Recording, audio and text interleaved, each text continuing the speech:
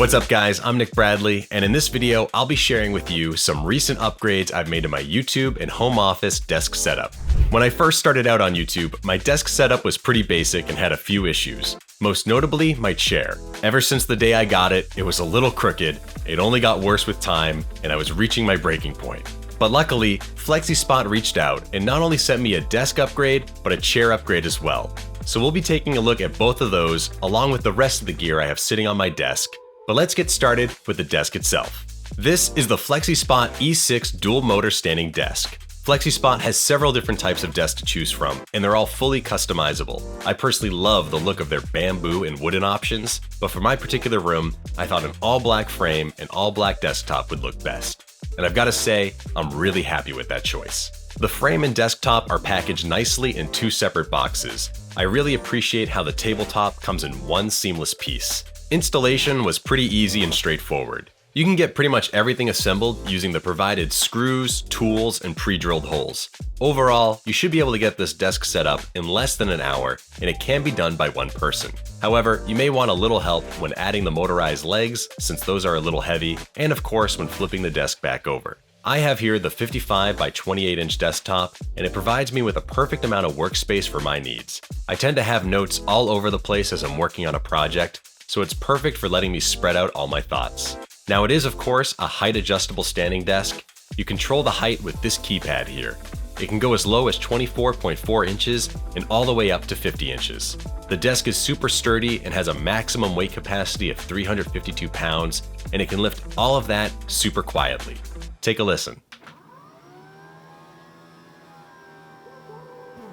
There are 4 height memory buttons. The first 2 are designated for your preferred standing and sitting positions, but then you have 2 more which can be useful if you're sharing this desk with someone or you just have another common use case. There's also a really great anti-collision feature built in with adjustable sensitivity, which means if the desk encounters anything while it's rising or falling, it'll immediately rebound and return to its original position. Now, I've got to say, after using this desk for the past several weeks, it has officially become one of those things I wish I had done sooner.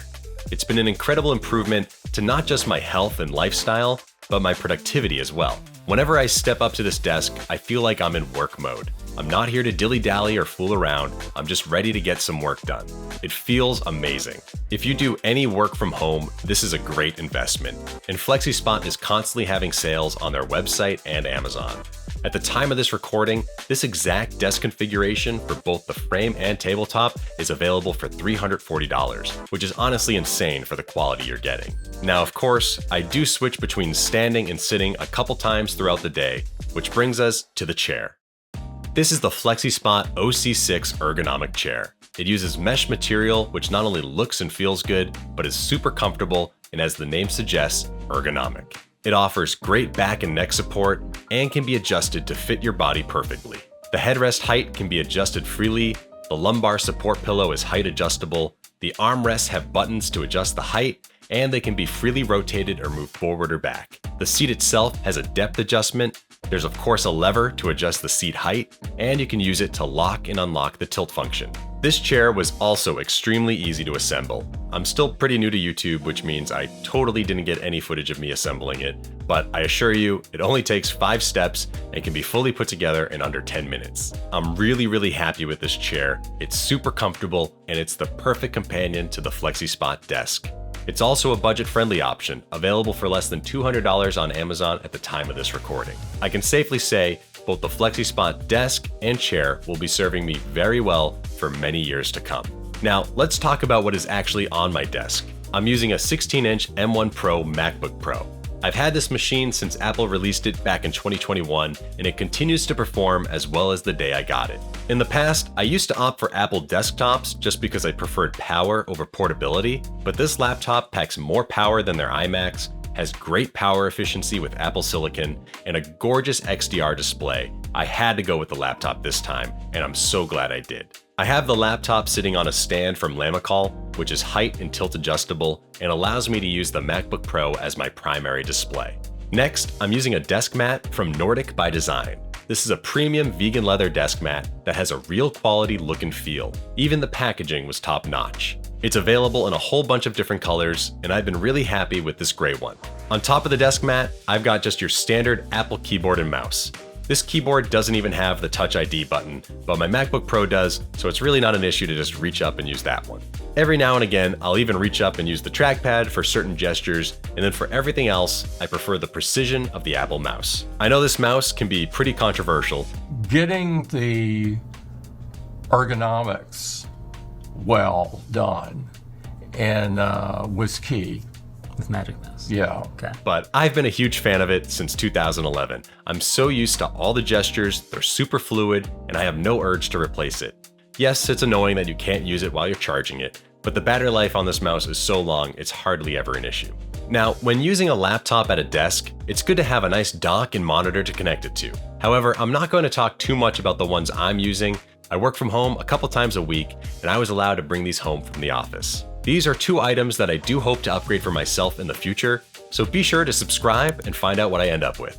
Some of the things I have hooked up to this dock are my SSD and hard drives. I've been a big fan of these SanDisk Extreme Pro portable SSDs. I've also got my camera battery charger hooked up here, my iPad Pro. I basically use the Magic Keyboard as a charging dock for my iPad. It spends most of its time on this desk, but if I ever need to, I can of course take one or both of them with me. I also have a Blue Yeticaster Pro mic hooked up to this desk. I don't use this mic too often in my videos. Even though it is a solid microphone, I primarily use it for meetings and video calls. Over in this corner, I've got a couple stands from Banks. This is their Infinity 3-in-1 wireless charger. It's got a spot for an Apple Watch and wireless earbuds, but my favorite part is the MagSafe charger, letting me put my phone in standby mode. I think it looks really nice, and standby is an underrated feature. I also have this really elegant headphone stand from Banks, which I think is a really nice addition to the desk. Additionally, I have some random decor like this pen holder, an obligatory fake plant. I've got some old iPhones and iPods lined up on the wall here, some drawers for storage off to the side of the desk. I also have these whiteboards above my desk, which has been helping me plan out my month, keep track of my tasks and video ideas, and keep me on a more consistent schedule. I also love using these in combination with my MagBack case, so if I'm ever watching a YouTube video on my phone while standing at the desk, I can just place it on the whiteboard at eye level, which is really nice. Now, in addition to upgrading my dock and monitor, I'd say the only other real improvement I need to make to this setup is my cable management. That's really on me. There's plenty of solutions out there, but let me know what you think about this setup. I have links for everything shown in this video down in the description. If you have any thoughts or questions about anything you saw here, let me know down in the comments. I'm Nick Bradley. Thank you so much for watching.